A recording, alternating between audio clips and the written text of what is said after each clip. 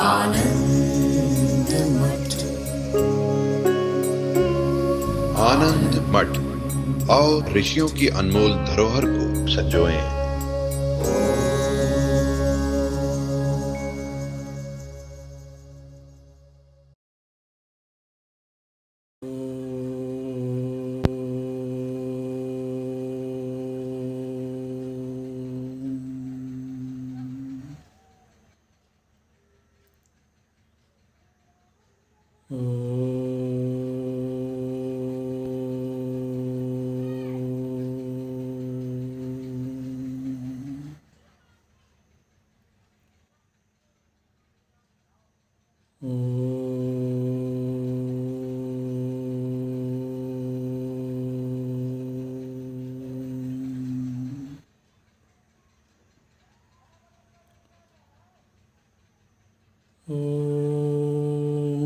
भद्रं कर्णेभिः शृणुयाम देवाः, भद्रं पश्येमाक्षभिर्यजत्राः, स्थिरैरङ्गैस्तुष्ट्वागुंसस्तनूभिः व्यशेम देवहितं यदायुः। स्वस्ति न इन्द्रो वृद्धस्रवाः, स्वस्ति नः पूषा विश्ववेदाः, स्वस्ति नस्तार्क्ष्यो अरिष्टनेमिः, स्वस्ति नो बृहस्पतिर्दधातु। ॐ शान्ति शान्ति शान्तिः।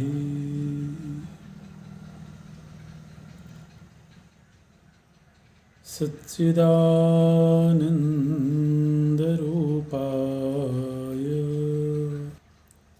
विश्वोत्पत्त्यादिहेतवे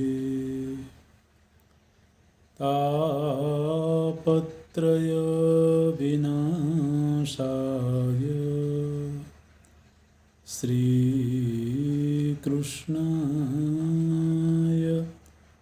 वयं नमः। श्रीकृष्णाय वयं नमः। नारायणं नमस्कृत्य नरं चैव नरोत्तमं, देवीं सरस्वतीं व्यासं ततो जयमुदीरयेत्। ततो जयमुदीरयेत्।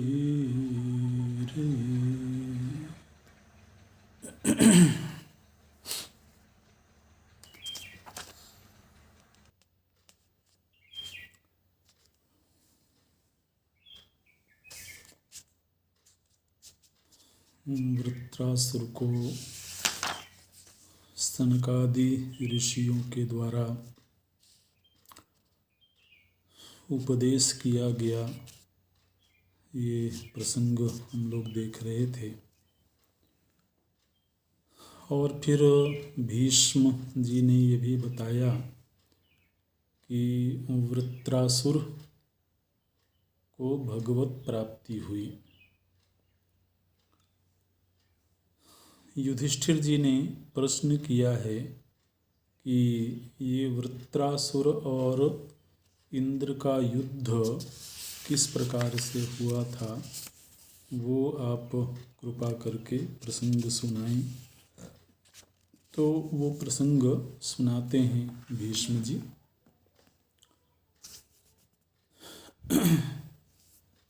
युद्ध का संक्षेप में प्रसंग सुनाने के बाद इंद्र के द्वारा वृत्रासुर का वध किया गया था। वृत्रासुर में ब्राह्मणत्व था, यद्यपि वो असुर कुल में उत्पन्न हुआ, लेकिन फिर भी उसका जो स्वभाव था, उसका जो आचरण था, वो ब्राह्मण जैसा था। इसलिए वृत्रासुर का वध करने पर इंद्र को ब्रह्म हत्या लगी। और ब्रह्म हत्या किस प्रकार से लगी? तो बोलते हैं कि जैसे ही इंद्र ने वज्र के द्वारा वृत्रासुर के ऊपर प्रहार किया और वृत्रासुर की मृत्यु होते ही उसके शरीर से एक विकराल आकृति वाली एक कृत्या उत्पन्न हुई। वो कृत्या वास्तव में ब्रह्म हत्या ही थी।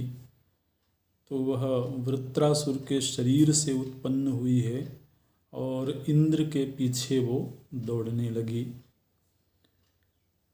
इंद्र को ही वह ग्रस लेना चाहती थी। ब्रह्म हत्या बहुत बड़ा पाप माना गया है। तो इंद्र भागे हैं और बहुत भयभीत हुए हैं।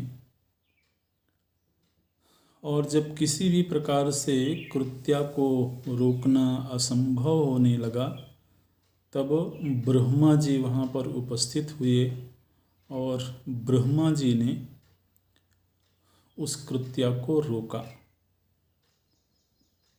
इंद्र और कृत्या के बीच में ब्रह्मा जी आकर के खड़े हो गए और ब्रह्मा जी को देखते ही कृत्या रुक गई। ब्रह्मा जी ने कृत्या से कहा कि इस इंद्र को छोड़ दो।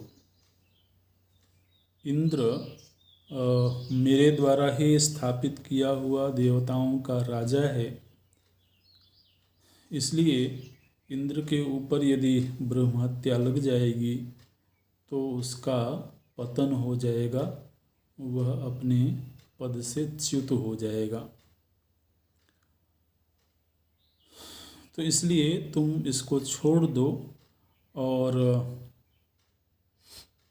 मैं तुम्हारे कई भाग करूँगा। कृत्या ने कहा कि ठीक है, मैं आपकी आज्ञा से इंद्र को छोड़ देती हूँ, किंतु आप मुझे ये बताएं कि मैं कहाँ रहूँ।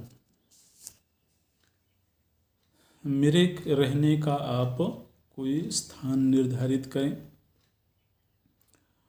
तो ब्रह्मा जी ने कहा कि मैं कई स्थान तुमको दूंगा, तुम्हारे कई विभाग करूंगा और कई स्थानों पर तुम्हें स्थापित करूंगा। तो इस तरह से कह करके ब्रह्मा जी ने कृत्या के 4 हिस्से कर दिए।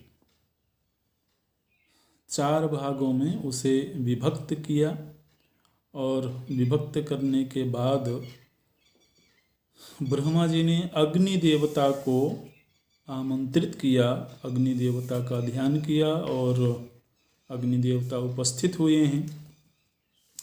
तो ब्रह्मा जी ने अग्नि देवता से कहा, उनको आदेश दिया कि अग्नि, कृत्या का चतुर्थांश, यह जो ब्रह्म हत्या है, इसका चतुर्थांश तुमको ग्रहण करना है। इंद्र को मैं इस पाप से मुक्त करना चाहता हूँ, इसलिए तुम्हें इसका चतुर्थांश ग्रहण करना होगा। ब्रह्मा जी चूँकि प्रजापति हैं, इसलिए कोई भी उनकी आज्ञा का उल्लंघन कर नहीं सकता। तो अग्नि देवता ने हाथ जोड़ करके स्वीकार किया कि आपकी आज्ञा सिरोधार्य है, किंतु अब यदि यह ब्रह्म हत्या मुझे ही लग जाएगी तो फिर मैं इससे कैसे मुक्त होऊंगा। तो मुझे भी वो उपाय बताएं जिससे कि मैं इससे मुक्त हो सकूं। कोई अवधि निर्धारित कर दें, कब तक ये मेरे पास में रहेगी, ऐसी आप कोई अवधि निर्धारित कर दें। तो ब्रह्मा जी बोलते हैं कि अग्नि, ये कृत्या तुम्हारे पास तभी तक रहेगी जब तक कोई योग्य ब्राह्मण हो, वैदिक ब्राह्मण हो, और उसके सन्मुख अग्नि प्रज्वलित हो रही हो, पवित्र स्थान में अग्नि प्रज्वलित हो रही हो, और वह अधिकारी हो आहुति देने के, और ऐसा होने पर भी जब वह अग्नि में आहुति नहीं प्रदान करेगा तो उस समय पर तुम्हारे भी ऊपर जो ये कृत्या लगी है वो उस ब्राह्मण को लग जाएगी, उस व्यक्ति को लग जाएगी जो आहुति के योग्य होकर के ही भी उसका कर्तव्य होने के बावजूद वह हवन रूप कर्तव्य का निर्वाह नहीं करेगा। उस स्थिति में यह तुमको छोड़ करके उसके पास चली जाएगी।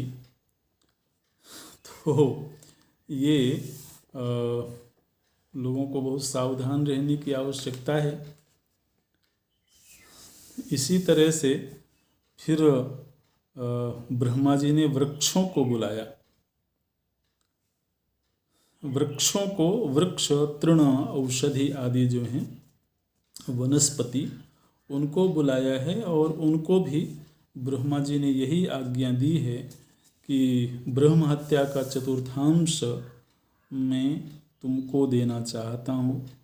तो वृक्षों ने भी वही निवेदन किया कि हम कैसे इससे मुक्त होंगे।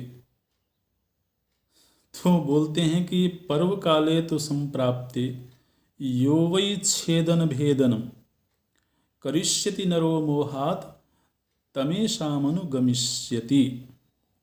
बोलते हैं कि पर्व काल में, पर्व काल का अर्थ है जैसे संक्रांति का समय हो, ग्रहण का समय हो, पूर्णिमा अथवा अमावस्या का दिन हो, तो ऐसा पवित्र दिन में यदि कोई व्यक्ति वृक्ष को काटेगा तो उस व्यक्ति को वो वृक्ष के ऊपर जो ब्रह्म हत्या है वो लग जाएगी।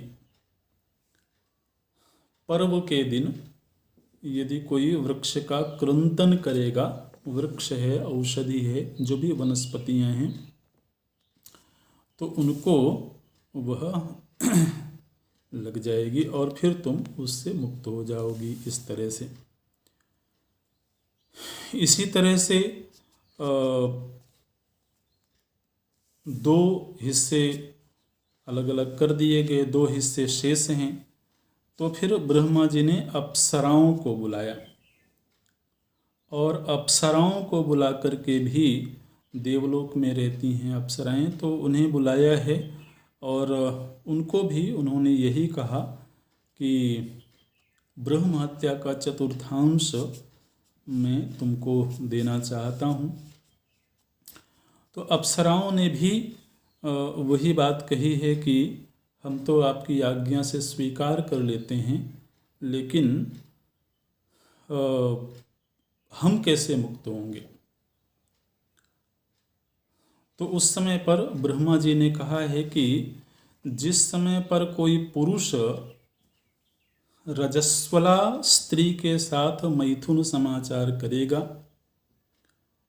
उस समय पर वो जो ब्रह्म हत्या है वो उस पुरुष को लग जाएगी। इस तरह से तो ये तीसरा हिस्सा का विभाग हुआ। चतुर्थ हिस्सा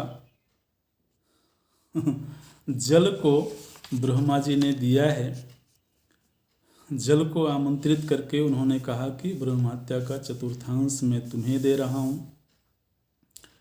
और जल ने भी जब यही निवेदन किया तो ब्रह्मा जी बोलते हैं, अब देखिए जी, ये शास्त्रीय विचार हैं, शास्त्र के निर्णय हैं, व्यक्ति की जीवन शैली कब कैसी होती है वो अलग बात है। बोलते हैं कि जिस समय पर कोई व्यक्ति जल में थूकेगा, जल में मलमूत्र का त्याग करेगा, उस समय पर जल के भीतर जो रहने वाली ब्रह्म हत्या है वो उस व्यक्ति को लग जाएगी। इस तरह से तो ये 4 हिस्से, अग्नि, वनस्पति, अप्सरा और आप माने जल को ये दिया गया। तो ये सब दैवी वस्तुएं हैं और व्यक्ति को अपने जीवन शैली में इन सभी का सम्मान करना चाहिए, इनका आदर करना चाहिए। मुख्य भाव ये है। अब इसी चर्चा के दौरान भीष्म जी ने एक बात कही थी। उन्होंने कहा कि इंद्र ने वृत्रासुर का वध कब किया? तो जिस समय पर वृत्रासुर के शरीर में ज्वर आ गया था, तो उस समय वृत्रासुर थोड़ा बीमार हो गया था, ज्वर से आक्रांत हो गया था। तो उसी समय पर इंद्र ने वज्र का प्रहार किया था। तो युधिष्ठिर जी पूछते हैं कि ये जो ज्वर है जिसकी वजह से वृत्रासुर को मृत्यु प्राप्त हुई, अगर वह ज्वर से ग्रसित नहीं होता तो शायद इंद्र उसके ऊपर प्रहार नहीं कर पाता। उस समय पर वृत्रासुर मोहित हो गया था, ज्वर के कारण उसका चित्त तामसिक हो गया था। तो युधिष्ठिर पूछते हैं कि ये ज्वर क्या चीज है, ये ज्वर कैसे उत्पन्न होता है, कहाँ से आया ये? कथम एष महाप्राज्ञ ज्वरः प्रादुर्बभौ कुतः? ज्वरोत्पत्तिम निपुणतः श्रोतुमिच्छाम्यहं प्रभो। ये ज्वर कैसे और कहाँ से उत्पन्न होता है, मैं कृपा करके आप बताइए, मैं सुनना चाहता हूँ। तो भीष्म जी बोलते हैं कि ये जो ज्वर की उत्पत्ति है, इसके विषय में आपको हम भगवान महादेव की एक लीला का प्रसंग सुना रहे हैं। हालांकि ये प्रसंग प्रायः सभी लोग जानते हैं, लेकिन कल्प भेद करि चरित सुहावा, एक ही घटना अनेक कल्पों में घटित होती है तो उसमें थोड़ा सा भेद आ जाता है। तो एक प्रसंग हम लोगों ने प्रायः मानस अध्ययन करते समय सुना है, भागवत जी में भी प्रसंग आता है कि जो महाराज दक्ष हैं वो भगवान शिव से, शिव जी उनके दामाद ही हैं यूँ तो, लेकिन शिव जी से वो विरोध मानने लगे थे और शिव जी को अपमानित करने के लिए, उन्हें नीचा दिखाने के लिए दक्ष प्रजापति ने यज्ञ का आयोजन किया था और माता सती को बड़ी पीड़ा हुई और फिर दक्ष यज्ञ को नष्ट किया गया, वीरभद्र को भेजा गया। इस तरह से तो ये प्रसंग प्रायः सभी ने सुना होगा।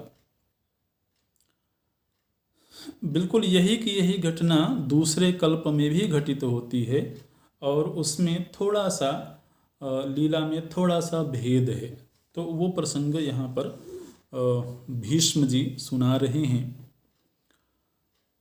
लगभग वैसा ही है। जो दक्ष प्रजापति हैं वो गंगा तट पर यज्ञ का आयोजन कर रहे हैं, अश्वमेध यज्ञ का आयोजन कर रहे हैं और उस यज्ञ में उन्होंने देवताओं को आमंत्रित किया है, ऋषियों को आमंत्रित किया है, भगवान शिव और सती जी को आमंत्रित नहीं किया है। सती जी को जब पता लगी ये खबर, तो सती जी को बड़ी पीड़ा हुई है। और यहाँ पर ये दिखाया गया कि पीड़ा इस बात से नहीं हुई कि उनके पिता ने उन्हें आमंत्रित क्यों नहीं किया। पीड़ा इस बात से हुई कि देवताओं ने भगवान शिव का यज्ञ में भाग निर्धारित क्यों नहीं किया है। उस समय पर यज्ञ में भगवान शिव के लिए कोई भी भाग निर्धारित नहीं किया हुआ था। देवताओं ने आपस में साजिश करके और यज्ञ भाग से शिव जी को बाहर कर दिया था। तो इस बात को लेकर के सती जी को कष्ट है, पीड़ा है। उन्होंने कहा कि आप तो देवों के भी देव हैं, आप महादेव हैं, सर्वथा सर्वगुण संपन्न हैं, स्त्री संपन्न हैं, लेकिन फिर भी आपको यज्ञ का भाग क्यों नहीं दिया गया। इससे मुझे बड़ा दुख हो रहा है और मैं अपमानित महसूस कर रही हूँ। तो भगवान शिव तो अपने सहज स्वभाव में रहते हैं, उनको किसी भी उपलब्धि अथवा अनुपलब्धि से कोई परेशानी नहीं है। लेकिन उस समय पर वो गृहस्थ धर्म का निर्वाह कर रहे हैं। तो सती जी का जो कष्ट है वह भगवान शिव जी को सहन नहीं हुआ। तो शिव जी ने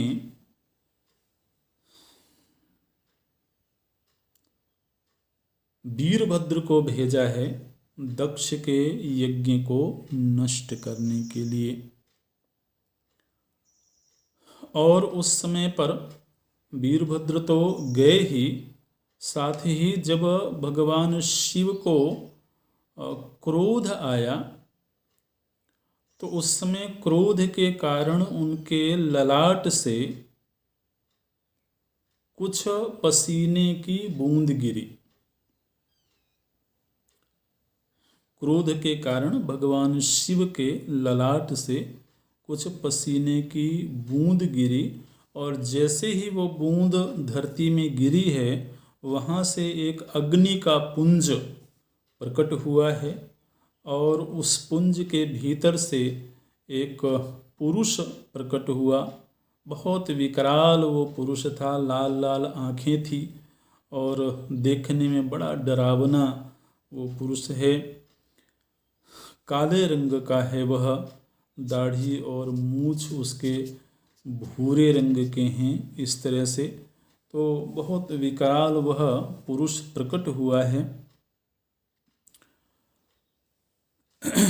ब्रह्मा जी ने जब उस पुरुष को देखा है, उसके विचरण करते ही चारों तरफ आग की लपटें उठने लगी, लोक में ताप होने लगा, जलने लगा है।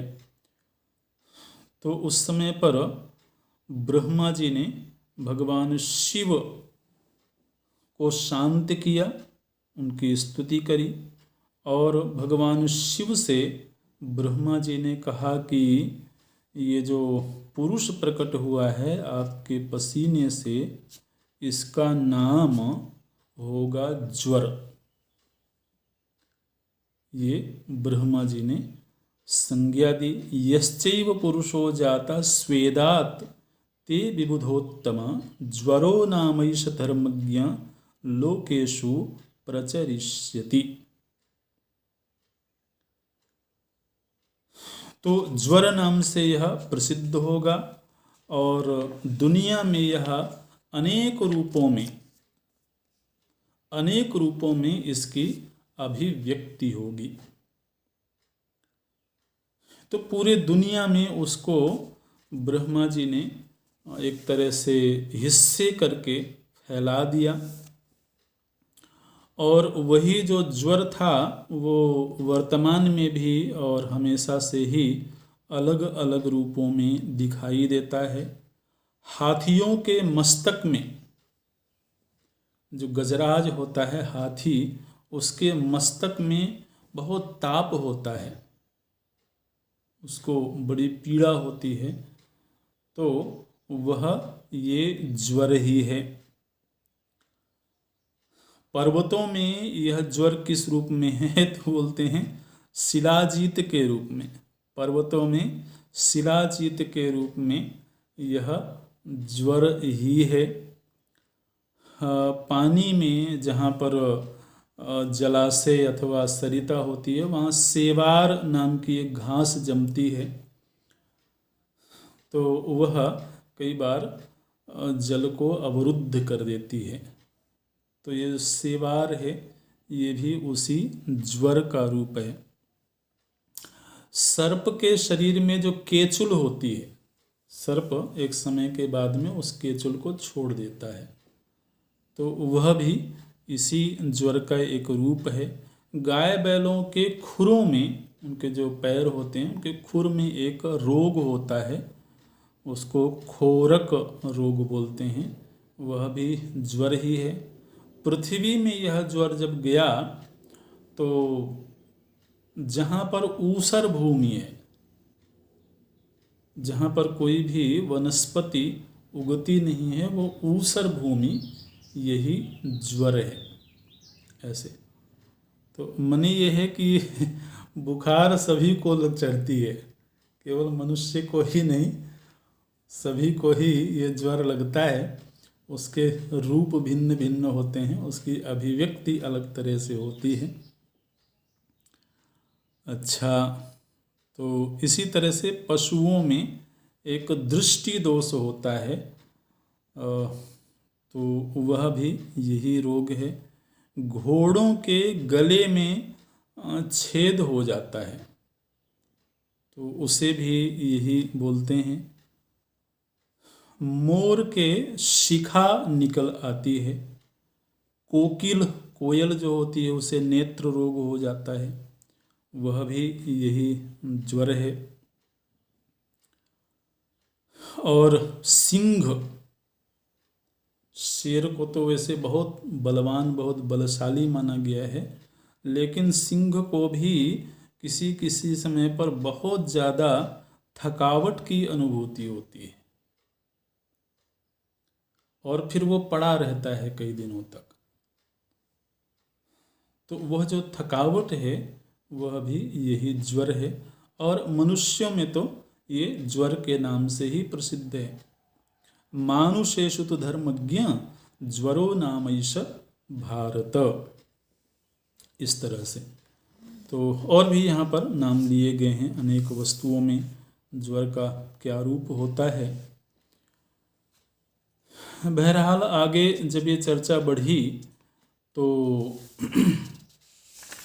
भगवान शिव से पहले वीरभद्र ने ही जाकर के उस यज्ञ को खंडित किया है, और वीरभद्र को देख करके दक्ष प्रजापति बहुत डर गए, और डर गए तो उन्होंने पूछा कि आप कौन हैं। तो वीरभद्र ने बताया कि मैं शिव जी से प्रकट हुआ हूँ। तो शिव जी को ही ध्यान में रख करके दक्ष प्रजापति स्तुति करते हैं। शिव जी के प्रति उस समय पर भय के कारण, केवल वीरभद्र के उत्पात से भय के कारण दक्ष के मन में शिव जी के प्रति भक्ति का भाव उदित हुआ है, और शिव जी को उद्देश्य करके दक्ष बोलते हैं, प्रपद्ये देवमीशानं शाश्वतं ध्रुवमव्ययं महादेवं महात्मानं विश्वस्य जगतः पतिम। तो बोलते हैं कि मैं जगतपति भगवान महादेव को प्रणाम करता हूँ। तो इस तरह से जब संक्षिप्त स्तुति करी है उन्होंने, तो फिर वहाँ पर स्वयं भगवान शिव प्रकट हो गए। वो जो अग्निकुंड था, जहाँ पर आहुति दी जा रही थी, यज्ञ हो रहा था, उस अग्निकुंड से भगवान शिव स्वयं ही साक्षात प्रकट हो गए और केवल संक्षिप्त स्तुति करने मात्र से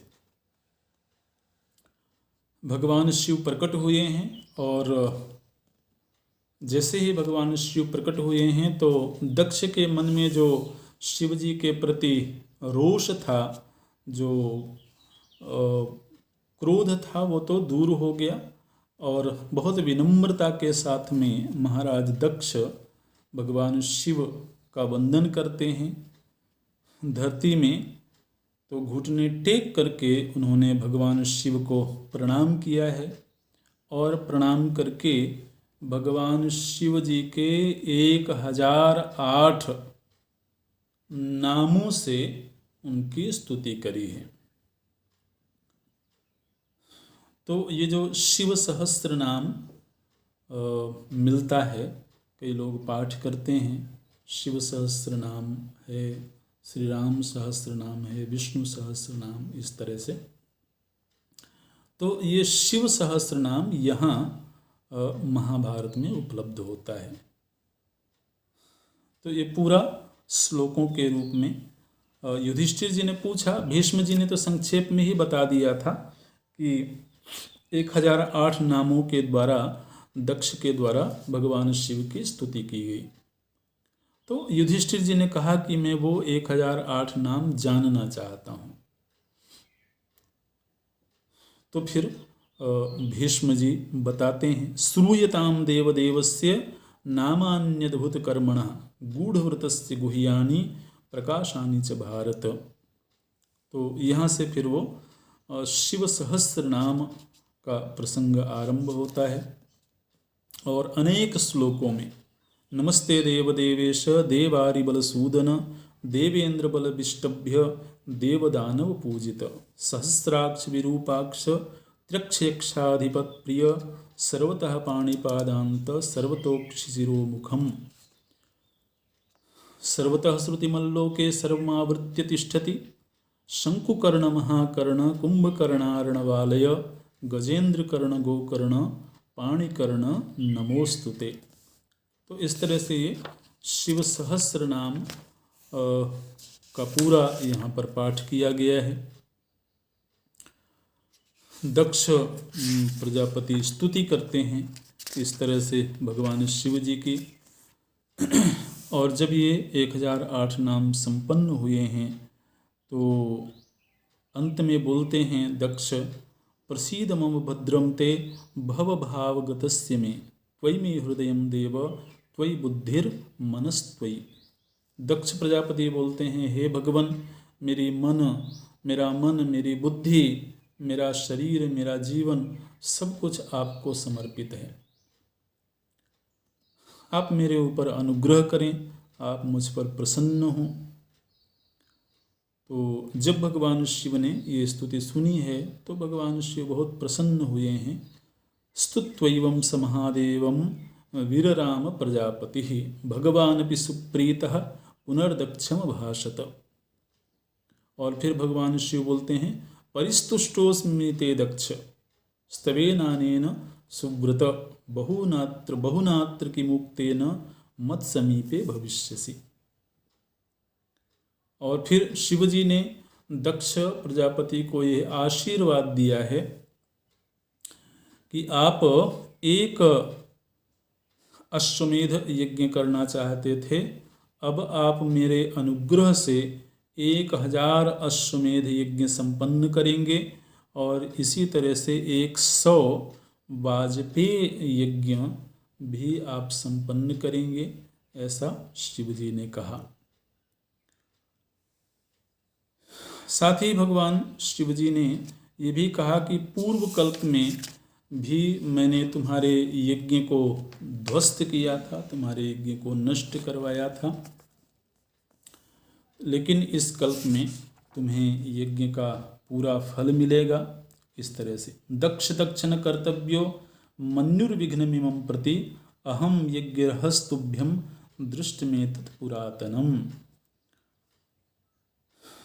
तो इस तरह से ये प्रसंग संपन्न। फिर यहाँ पर भीष्म जी ये जो शिव सहस्त्र नाम है इसके पाठ करने का, इसके निरंतर जप करने का फल क्या होता है, उस फल का भी विस्तार से भीष्म जी ने वर्णन किया है। बोलते हैं कि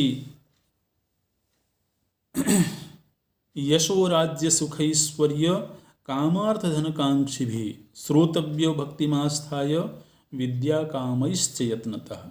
यदि कोई यश, राज्य, सुख, ऐश्वर्य, काम, अर्थ, धन, विद्या इन सब की इच्छा रखता हो तो उसे बड़े भक्ति भाव के साथ में इस स्तोत्र का श्रवण और पाठ करना चाहिए। व्याधितो दुखितो दीनः चोरग्रस्तो भयार्दितः राजकार्याभियुक्तो वा मुच्यते महतो भयात्। तो व्यक्ति यदि व्याधिग्रस्त हो, दुखी हो, दीन हो, चोरों से पीड़ित हो, भयभीत हो, तो ऐसा व्यक्ति इन सब दुखों से भी मुक्त हो जाता है यदि वह शिव सहस्र नाम का पाठ करता है। अनेनैव तु देहेन गणानां समतां व्रजेत तेजसा यशसा चैव युक्तो भवति निर्मलः। और वह व्यक्ति निर्मल हो जाता है, उसका चित्त निर्मल हो जाता है, वह शिवजी के गणों के समान ही पवित्र हो जाता है, उनके गणों में ही वह वास करता है। यहाँ तक कि कोई मन से यदि किसी वस्तु की कामना करता हो, चिंतन करता हो, तो वह मनोरथ उसका सिद्ध हो जाता है। मनसा चिंतितम यच्च यच्च वाचानुकीर्तितम सर्वं संपद्यते तस्य स्तवस्यास्य अनुकीर्तनात्। तो विस्तार से उसका फल बताया गया है शिव सहस्त्र नाम का। तो इस महाभारत में ही विष्णु सहस्त्र नाम भी प्राप्त होता है और महाभारत में ही शिव सहस्त्र नाम भी प्राप्त होता है। सहस्त्र नाम के पाठ की बड़ी महिमा है आस्तिक समाज में, और सभी प्रायः जो हमारे पूज्य दैवी सत्ताएं हैं अथवा भगवान के जो विविध रूप हैं, तो उन सभी के सहस्र नाम उपलब्ध होते हैं। श्री राम सहस्र नाम है, गोपाल सहस्र नाम है, ऐसे शिव सहस्र नाम तो हम देख ही रहे हैं। तो कई जगहों पर इनके पाठ की बड़ी महिमा है, लोग निरंतर पाठ करते हैं। तो इस तरह से ये प्रसंग आनुषंगिक प्रसंग था, प्रसंग चल रहा था वृत्रासुर के मोक्ष के संदर्भ में, और उसी के दौरान ये शिवजी की लीला का एक संक्षिप्त प्रसंग भीष्म जी ने बताया है। और फिर ये चर्चा आगे बढ़ती है। युधिष्ठिर जी प्रश्न पूछते रहे हैं और उन प्रश्नों का उत्तर देते हैं।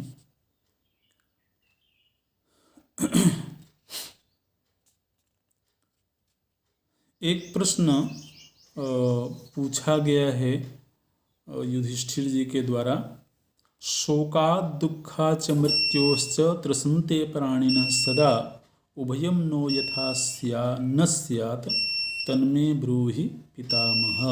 बोलते हैं कि संसार में प्रायः सभी प्राणी शोक, दुख, मृत्यु इन सब से डरते ही रहते हैं, तो आप कृपा करके ऐसा उपदेश करें जिससे कि इन सभी भयों से मुक्ति हो जाए। तो इस प्रश्न के संदर्भ में देवर्षि नारद और समंग, एक ऋषि हैं समंग, तो उनके बीच की वार्तालाप का प्रसंग सुनाया है। समंग ऋषि ज्ञानी पुरुष हैं। तो देवर्षि नारद ने उनसे पूछा कि मैं देखता हूँ कि आप सर्वथा निश्चिंत दिखाई देते हैं, आप सर्वथा निर्द्वंद्व दिखाई देते हैं, और प्रायः आप शांत और प्रसन्न दिखाई देते हैं, तो इसका राज क्या है? ये देवर्षि नारद जी ने समंग ऋषि से पूछा है।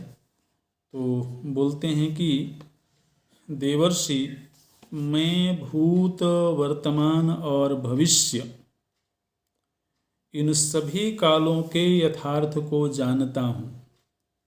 भूतं भव्यं भविष्यं च सर्वमेतत्तु मानद तेषां तत्त्वानि जानामि ततो न विमनाह्यहम्।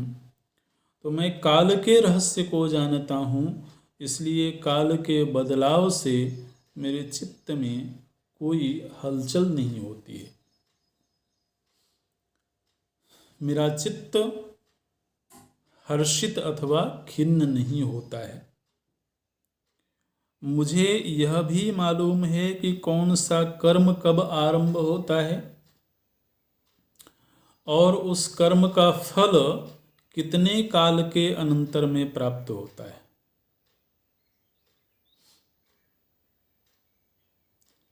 कर्म का रहस्य भी मुझे मालूम है। कर्म का आरंभ काल और कर्म का फलोदय काल भी मैं जानता हूँ। लोक में कितने प्रकार के कर्म होते हैं, ये सब भी मुझे मालूम है।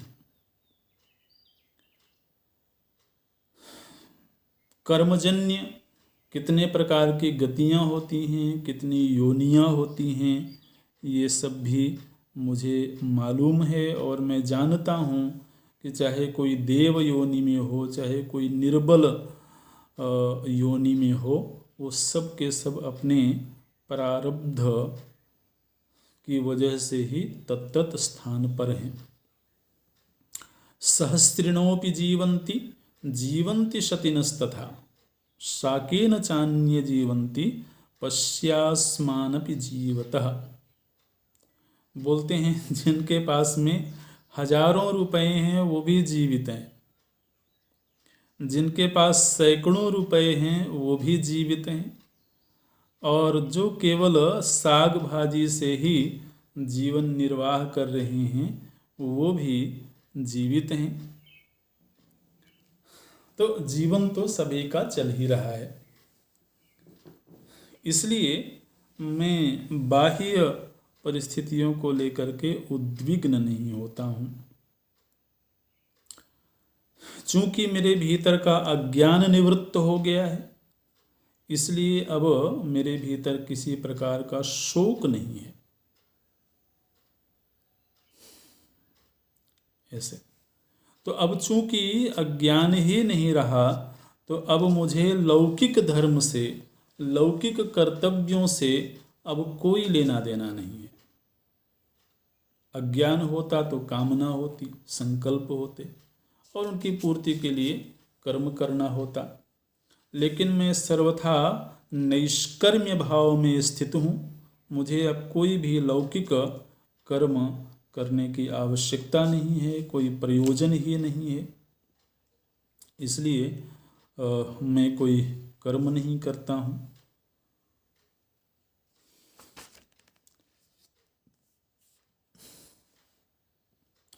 मूढ़स्य दर्पः पुनर्मोह एव मूढ़स्य नायं न परोस्ति लोकः न ह्येव दुःखानि सदा भवन्ति सुखस्य वा नित्यशो लाभ एव। मैं यह भी जानता हूँ कि अभिमान उसी को होता है जो मूढ़ है। गर्व मोह का ही एक रूप है, और ऐसा मूढ़ जो मनुष्य है उसको ना तो इस लोक में ही ढंग से सुख मिलता है और ना ही परलोक में ढंग से सुख मिलता है। तो मैं उस मूढ़ता से बाहर निकल चुका हूँ। न बांधवा न च वित्तम न कौल्यम न च श्रुतम न च मंत्रा न वीर्यम दुःखात् त्रातुं सर्वे एवोत्सहन्ते परत्रशीलेन तु यान्ति शांतिम। बोलते हैं जहाँ तक सांसारिक दुखों की बात है, तो ना तो अपने बंधु बांधव, न धन, न उत्तम कुल, न शास्त्र अध्ययन, न मंत्र, न पराक्रम, इनमें से कोई भी सांसारिक दुख को पूरी तरह से निवृत्त करने में समर्थ हो।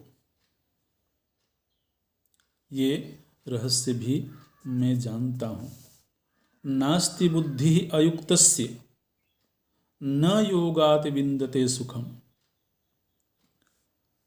जो योग युक्त नहीं है उसको समत्व की बुद्धि प्राप्त नहीं होती है, और समत्व की बुद्धि प्राप्त हुए बिना सुख की प्राप्ति नहीं होती है।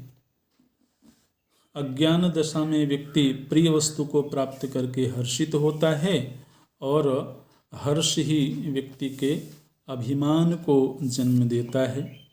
प्रियम ही हर्ष जननम हर्ष उत्सेक वर्धना उत्सेको नरकायैव तस्मात् तान् संत्यजाम्यहम्।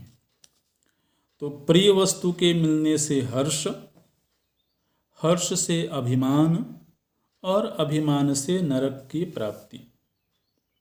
इसलिए मैंने ज्ञान बल से इन तीनों का त्याग कर दिया है। ना तो किसी प्रिय वस्तु की प्राप्ति से मुझे हर्ष होता है, और न ही हर्ष जनित अभिमान होता है, और न ही अभिमान जनित नरक प्राप्ति की कोई संभावना है।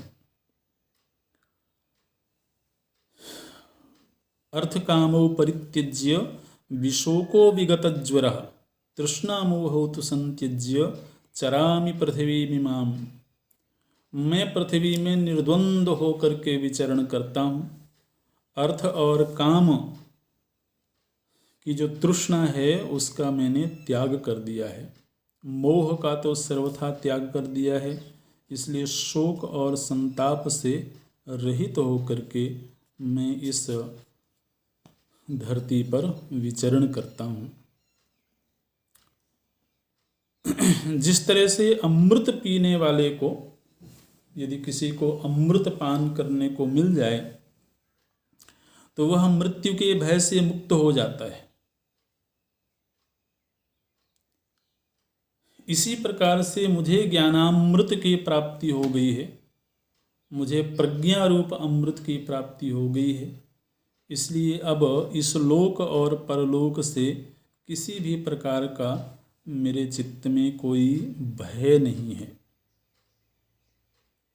सबसे बड़ा और अक्षय तप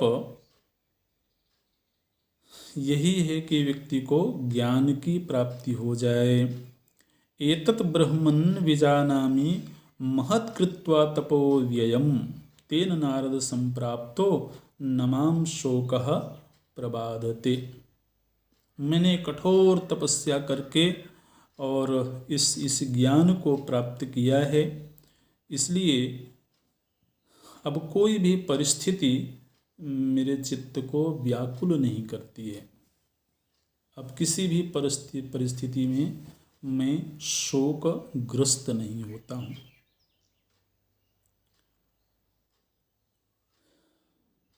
युधिष्ठिर जी ने पूछा है कि ऐसी उत्तम स्थिति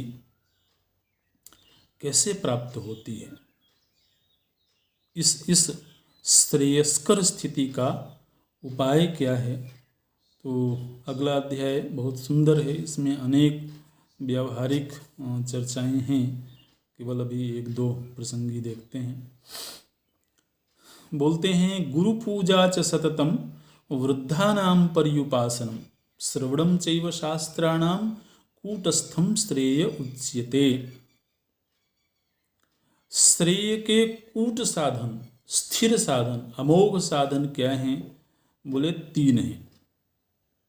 सतत गुरु पूजन, गुरु पूजा च सततम, वृद्धानां पर्युपासनम, वृद्धों की उपासना, वृद्धों की सेवा, और श्रवणम चैव शास्त्राणाम, सत शास्त्रों का सतत श्रवण।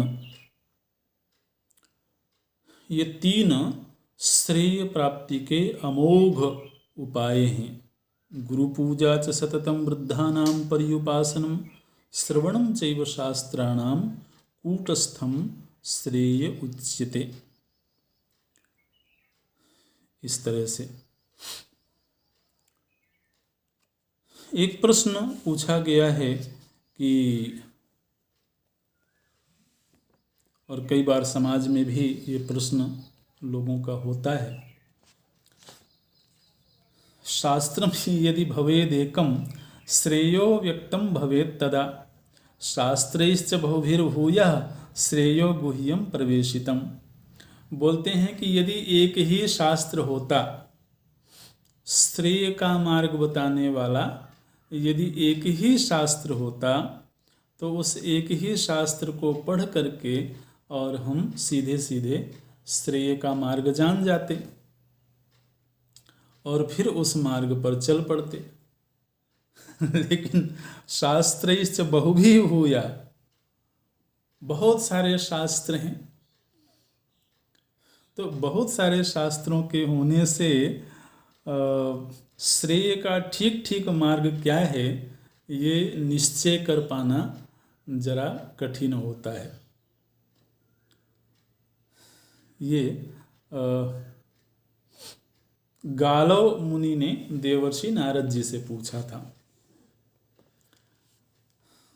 कि इसका उपाय क्या है।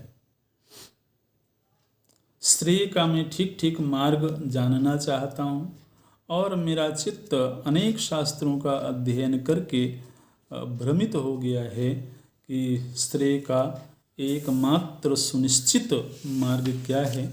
तो देवर्षि नारद जी ने वो उत्तर दिया है, अगली कक्षा में देखेंगे। ओम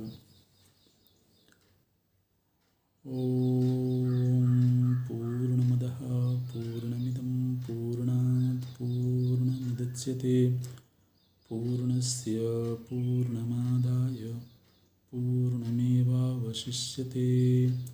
ओम शांति शांति शांति।